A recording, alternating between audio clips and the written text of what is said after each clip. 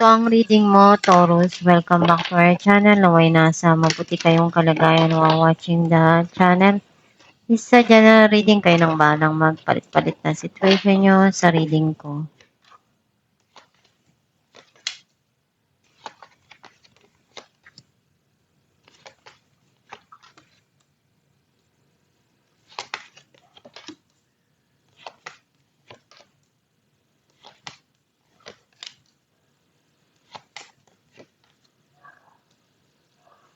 At the bottom of the deck, Ace of Cups.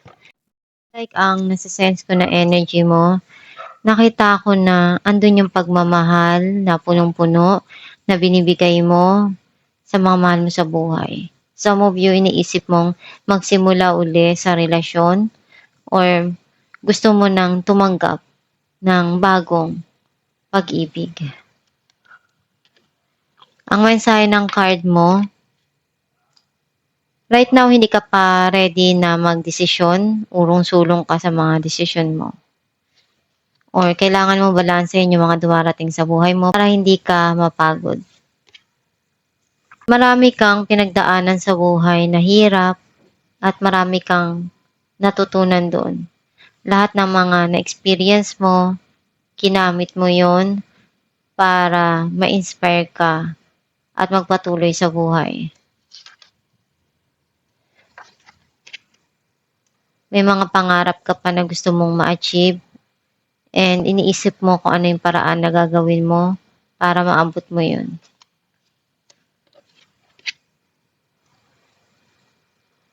Hinahanap mo yung pag-aalaga, yung pagmamahal. Kasi pag nagmahal ka, halos hindi ka nagtitira para sa sarili mo. Binibigay mo lahat. Andun yung pagmamahalan ng dalawang tao na binibigay sa isa't isa, pinupunuan. O pinupunuan mo yung pagmamahal, yung pagkukulang para sa sarili mo at sa taong mahal mo. Iniisip mo na buuin yung mga pangarap mo or i-build yung gusto mong buhay para sa kinabukasan mo. Some of you may darating dito na collaboration sa trabaho or magkakaroon ng team up sa trabaho or teamwork. Iniisip mo na maglaan ng panahon, oras sa mga mahal mo sa buhay or mag-invest sa isang business na lumago yung pera mo at gawin ko ano yung makakaya mo para mapaunlad yung financial mo. May mga desisyon kang kailangan na harapin at pinag-iisipan mo kung ano yung gagawin mo pero nahihirapan ka dahil you feel stuck dun sa isang sitwasyon, hindi ka makagalaw or hindi ka makapag-umpisa. Clarify natin ang Two of Pentacles, Six of Cups, and Three of Cups.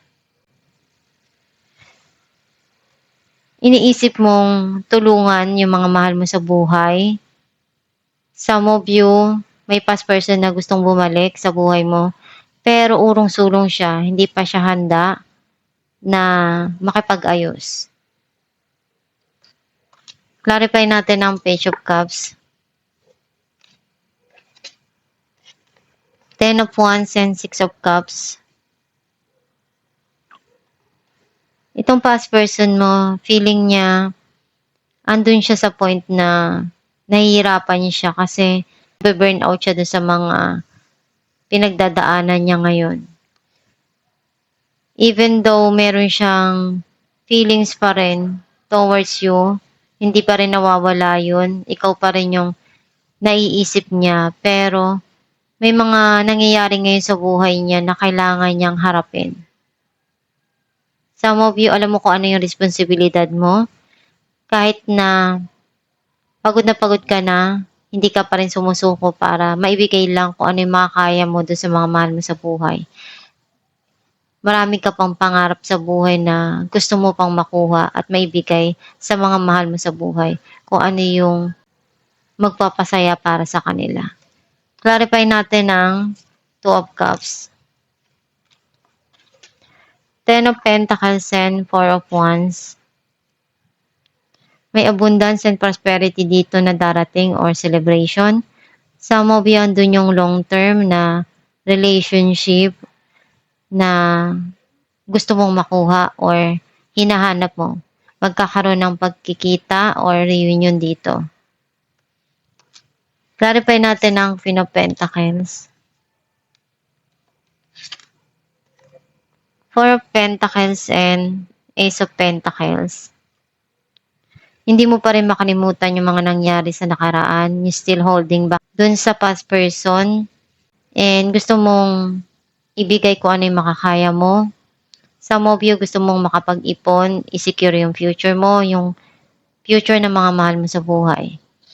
And minamanifest mo na lumago yung financial mo at matanggap mo yung blessing na gusto mong makuha. Iniisip mo na mag-invest para sa mga mahal mo sa buhay. Clarify natin ang The Chariot. Queen of Pentacles and Death. Meron ditong darating na transformation or pagbabago sa buhay mo. Kasi ikaw din yung nagpakahirap nito. Nag-invest ka at darating din yung panahon na lahat ng mga ginawa mo na pagsusumikap, magre-resulta din yan kung ano yung binigay mo dun. Kung ano yung tinanim mo, ayun din yung aanihin mo. Clarify natin ang Queen of Cups. Two of Pentacles and Nine of Cups. Meron ditong kailangan mong balansehin na situation sa buhay mo o yung dumarating. Kasi merong sa tingin mo kulang na hindi mo nakukuha. Andun yung pagmamahal na gusto mong maramdaman.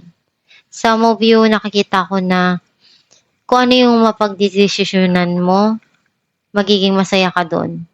Meron ditong ibibigay na gustong gusto mo. And ikaw din yung nagdesisyon doon. Kailangan mo lang harapin yung mga dumarating sa buhay mo. Clarify natin ang Three of Pentacles.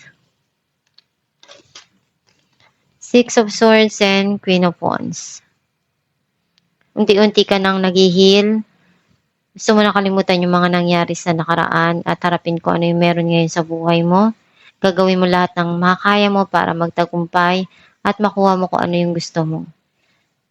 Meron ka pang iniisip na gusto mong gawin para sa kinabukasan mo at gagawin mo lahat na makakaya mo para makuha mo kung ano yung pinapangarap mo. Clarify natin ang The Hangman.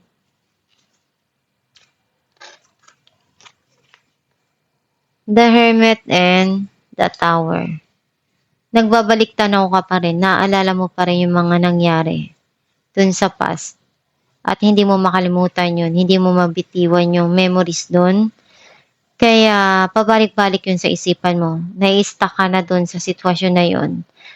And even though nagkaroon na ng end yung situation na yun, may mga sitwasyon na hindi maganda dun, pero naaalala at naaalala mo pa rin yun. Meron na ditong darating na pagbabago or pagsisimula sa buhay mo. Alamin natin kung anong mensahe ng iyong gabay. Child. You care deeply about children and they readily respond to your love.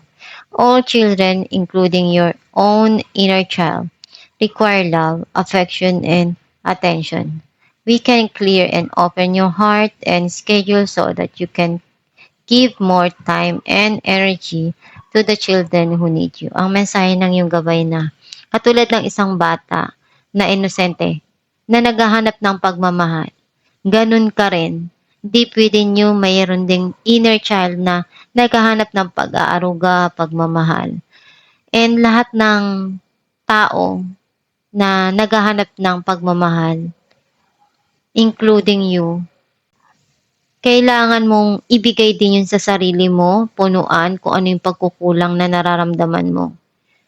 Kung sa tingin mo may pagkukulang dun, ikaw na yung magbigay para sa sarili mo.